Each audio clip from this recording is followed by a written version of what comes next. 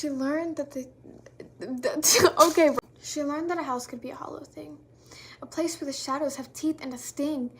And though the uncle's hand was a dark, heavy weight, a theft of her childhood, a burden of fate, the sharpest blade wasn't the monster's own hand, but the silence of those who saw where she'd stand. It was the father who looked at the truth in her eyes and chose to find comfort in a stranger's lies. They sit in a circle and talk about blood as if it's a river that washes the mud. A relative sneers when a boundary is set, ignoring the scars that they'd rather forget. He's your father by blood, they say like a prayer, to justify why he was never quite there. But what is a father who can't even look at the pages of pain in his own daughter's book? What is blood when it's thinner than air and doesn't have the courage to actually care?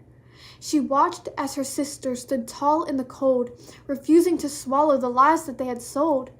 And she stood beside her, a shadow, a light, 2 daughters left out in the chill of the night, for the sons are the gold in their father's eyes, while the girls are the ones who must see through the lies.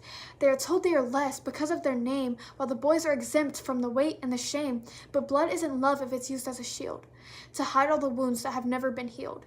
And a title like father is nothing but breath, if it chooses the monster and leaves the truth to death. So the sisters will walk, where the air is more sweet, with the dust of that house shaken off of their feet, no longer the least in a house of stone, but the queens of a life that they have built on their own.